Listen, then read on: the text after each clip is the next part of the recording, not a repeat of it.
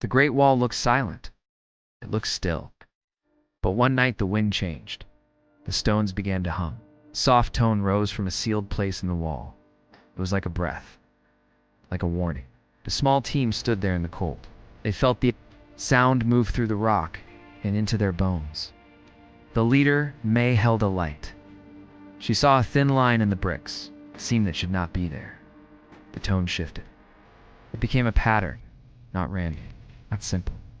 It was calling to something, or someone. Tonight, they would open an old secret. And far away, other silent places were listening. The mountains were cold. The wind was dry. The Great Wall crossed the ridges like a long scar. The team reached a broken tower near the Janko section. It was far from crowds, no tour signs, no vendors. Stone, wind, and sky. May was the lead. She was calm. She loved old places. Her hands were careful. With her came Armand, a sound engineer. He listened more than he spoke. Lin was a historian. He brought old maps. Quayo was the guide. He knew where the land was safe and where it was not. They climbed to a high step. The wall leaned here like it was tired. Plants grew from cracks. Armand stopped. He raised a hand. "Do you hear that?" he asked. The others went silent. There was a low tone. It was not wind. It was steady. It seemed to come from inside the wall. They moved slow along the bricks. Armand placed his ear to the stone. The tone grew stronger. May held her light and scanned the surface. She saw marks on a block. They were not deep, just a few lines.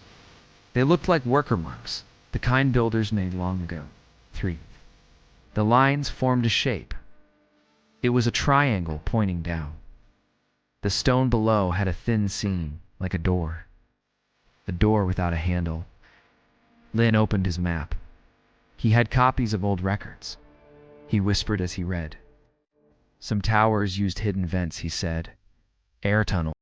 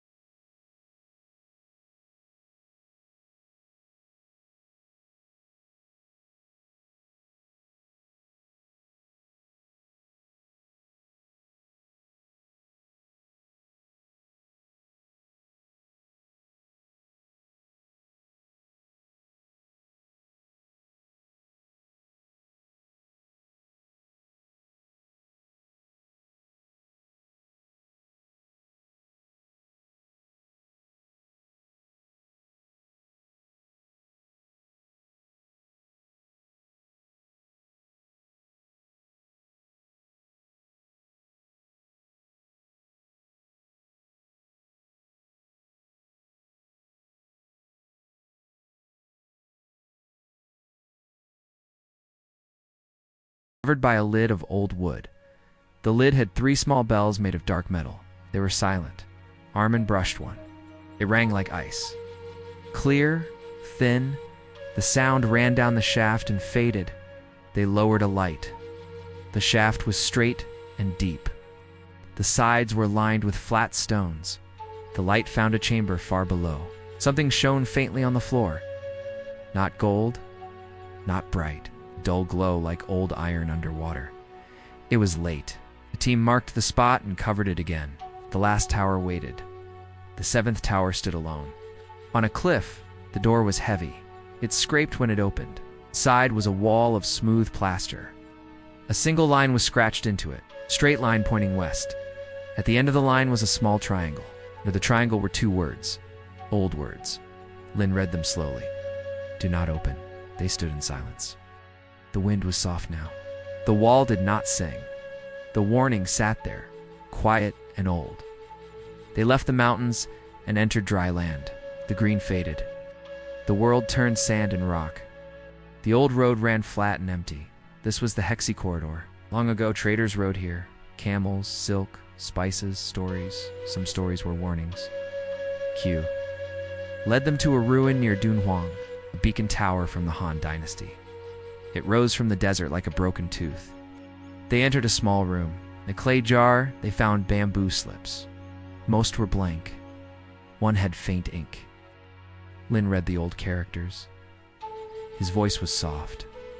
When the sand sings sealed the gate, he said, Do not wait for riders. They looked at each other. Sand that sings. It was real in some places.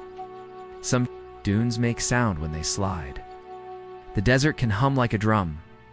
Armin had heard of it. He'd always wanted to record it. They went to Crescent Lake. Beyond it, dunes climbed high. Sand was fine and dry. They climbed and then slid down the slope. The sand moved and began to sing. A deep boom rolled through the ground. It felt like thunder under the skin, Armin recorded. Tone was strong. He matched it to the notes from the wall. The patterns were similar. That night they visited the Mogao caves. The old art seemed to watch them. In one cave, a small crack ran behind a mural. Lin knew the story of the library cave, sealed for centuries and found by chance. He touched the crack with respect. This place kept secrets safe, he said. May looked at the painted guardians on the wall. They seemed alive in the lamplight. In the morning, a wind rose. Fine dust hung in the air like smoke. Kiao said they should move early to avoid a storm. On the way out, Armin noticed black glass in the sand. Long, smooth shapes, like roots of lightning. Fulgurites, the storm ground was full of them. Pointed in one direction, west of the flatland near Lopnor, the dried lake. Lin told the story of an old city called Lulen. It vanished long ago. The river moved. The people left. The desert took the walls. Some say Lulan sleeps under sand. Some say it breathes when the wind is right. They reached a low field of stones. The surface was crusted with salt. In the middle stood 3 old posts of wood. They were dark and hard, as if turned to stone by time. Holes were cut into them, all at the same height. Armin put his ear to one. He heard nothing. Kyo held a bell near the hole and moved it gently. There was a tiny answer. A ring from very far away. It came and went like a heartbeat hidden by dunes. Near the posts, they found a half-buried slab of metal. It was rough. It's not like a tool. Looked like a piece of iron that fell from the sky long ago. Meteor iron. People once made blades from such iron. But this slab was not a blade. It was a plate with 4 small cups pressed into it, one on each corner. The cups were empty. Lin looked up at the sky. Snow clouds, pure blue. He did not know why he felt cold. Back at camp, Armin compared all the tones so far. The wall, the dunes. The bell, he drew them as lines and dots. Patterns made a rough image. It looked like a map, not of roads, of sound. A chain of places that could sing to each other when the wind and the sand and the bells were right. May circled 2 spots. The hidden shaft between towers and a point near the dried lake. 2 gates, she said. One of stone, one of sand. Chose the shaft first. It was closer to the wall and safer than the lake bed. They returned to the marker stones and lifted the lid. Cold air rose. May fixed ropes. Armin lowered a lamp. The light swung and showed a stone chamber. The walls were lined with narrow slots. The slots met in the middle. It looked like an instrument made of air. They descended one by one. The ground was firm. Dust rose like smoke. In the center was a low stand. On it sat a little frame of wood. With 2 cords, the cords were old. One was broken, the other was tight. The frame had a small disc of thin metal, like a tongue. Armand touched it, and the chamber spoke. A pure note filled the space and flowed up into the shaft. High above, Kyo heard an answer. A faint tone from a tower in the distance. He leaned over the shaft and called down. It answered, he said. His voice shook. Lin found marks on the wall, not words. Lines like the ones on the clay disc. He traced them with a pencil. They formed paths between 7 tall rectangles. Towers. Under the last rectangle was the same small triangle they saw before. The triangle pointed to a circle drawn with a broken line. It's lake.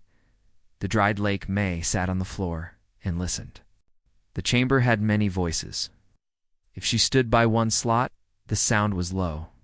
If she moved to another, the sound was high. The room could sing many notes. Armand mapped the pitches with a tuner. He matched each slot to a tower in Lin's drawing. They set a test. Armin would send a simple pattern. 3 high notes. 2 low. Notes, 1 pause. He tapped the metal tongue gently. The pattern rose up the shaft. He recorded and waited. Kyo waited above, eyes scanning the distant ridge. Minutes passed. Then he heard it. The pattern came back, slow and exact. 2 low, pause.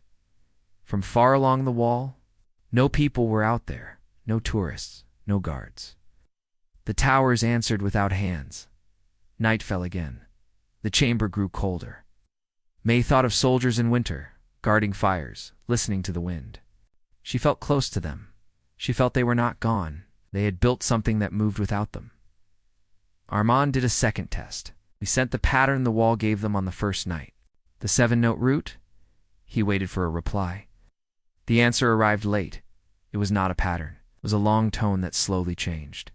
It rose like a breath and fell like a sigh. It sounded tired. Lin wrote a single line under his sketch. Line still lives, he said. The old network still breathes. He did not smile. Back on the surface, the stars were sharp. The wind was light. Kyo looked toward the west. He saw a faint glow on the horizon that was not a city and not the moon. It came from the direction of the dried lake, pulsed like a slow lighthouse. On, off, on, off. They drove across a flat land that looked like the floor of a lost sea. The air was thin and sharp. Salt crust cracked under their boots. At the center of the basin, a low ridge lifted like a spine. On it stood old posts and small mounds, like graves without names. The pulse was stronger here, not light, not sound. Feeling in the chest, like standing near a big drum. Armin set sensors. The ground had a slow vibration. It was steady. It did not match wind or trucks or planes. It was older. It was the basin itself. They searched the ridge.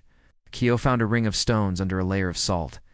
Inside the ring sat 4 metal cups, half buried, one at each side. Lin cleaned one. The metal was dark and heavy. He saw tiny marks along the lip, not letters, not numbers. They looked like small notches to count turns. May noticed lines cut into the salt, very faint. Straight lines met at the ring. When she poured a little water, the lines darkened. They formed a simple figure, a square inside a circle.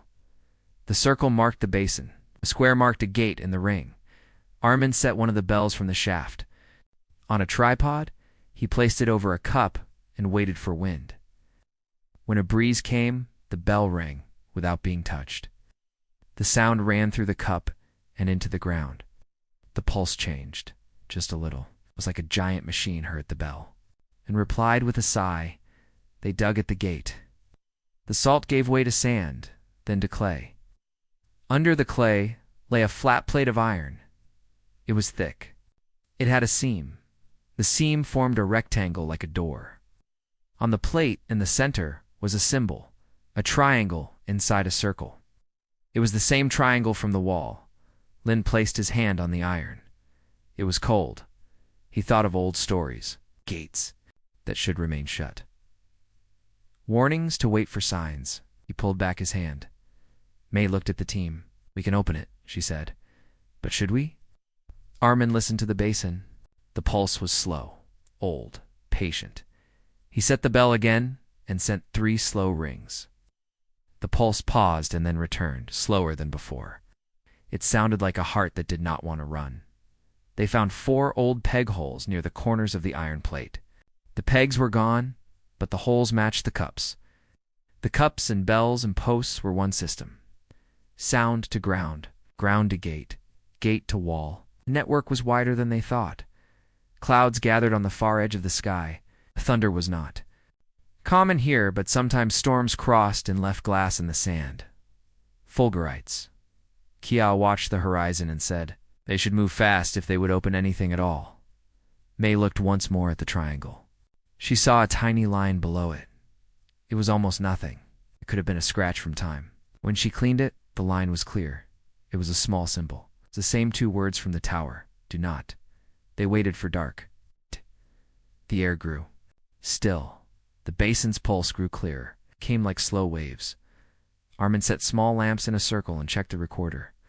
May and Kyo set ropes on the iron plate. Lin opened his notebook. He drew the triangle again and again, small and neat, like a prayer or a warning. When the wind changed, the bells at the posts began to chime on their own. First one, then a second, then 2 more. The notes were different. High, low, high, low. The rings crossed the basin and touched the cups. The ground answered with a low growl, almost too deep to hear. Back at the wall, far away, towers would be breathing. In the dunes, sand would be singing. The old line was awake. Armin sent a pattern with the bell. He used the 7-note root. Again, slow and clear. The basin paused. Then it replied with a long tone that rose and split. 2 notes, a fork and sound. Lin drew a fork on his map. One path pointed back to the shaft. The other pointed deeper into the basin, past the ring. Toward a low mound no one had checked, Kiao went with May to the mound. The ground there was soft, the salt crust was thin. They pushed a probe down and hit wood. Not new wood, ancient, hard, preserved by dryness. They dug and found a lid under the crust. It had holes lined with copper. The holes matched the pegs from the wall. Sound could pass here too. May felt the air on her face. It was colder now. She thought of the warning on the wall. Shh, she spoke quietly. We cannot. Close it again, she said. Armin knelt by the iron plate. He felt the vibration grow stronger. He stopped the bell. The bells at the posts stopped too. The basin was silent. Then, from very far away, a new sound came. It was thin and bright, like a reed in wind. It came from the direction of the mountains. From the wall, Kiao looked up. On the ridge beyond the basin, faint lights appeared. Small, brief, one after another. Like old signal fires, but white and cold, not orange and warm. Lin stared. No one is there, he said. No crews, no tourists. The towers call, with air alone. The thin sound grew into a sequence. It was slow. It had spaces like words. Armand wrote the timing down. He did not know the language, but the rhythm felt like speech. Lin remembered an old line from the bamboo slip. He spoke it out loud. When the sand sings, seal the gate. May looked at the iron plate. It did not move. It only waited. She saw her own small face reflected in the dark metal. She felt very young and very old at the same time. They chose not to open the iron plate. May stood and bowed her head to the gate. Lin closed his notebook. Armand muted the recorder. Keo covered the cups with salt and stone. They did not bury the truth. They protected it. In the morning, the pulse was gone. The bells were quiet. The basin looked like a dead sea again.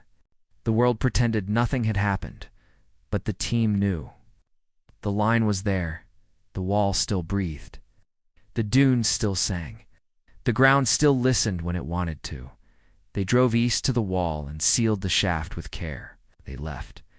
A marker of their own, a small carved sign near the seam, hidden among old worker marks. Not a warning, a reminder. Respect the wind. Lin sent a report to a small circle of scholars. He did not mention the iron plate. He wrote about air tunnels, tuned vents, acoustic signals, and desert bells. He spoke of a network that carried messages without flame or wire. Old soldiers were engineers. Old builders were careful with wind. In stone, the wall was not only a barrier, it was a voice. He added a note at the end. It was short. Some gates are not for us, he wrote. Not yet.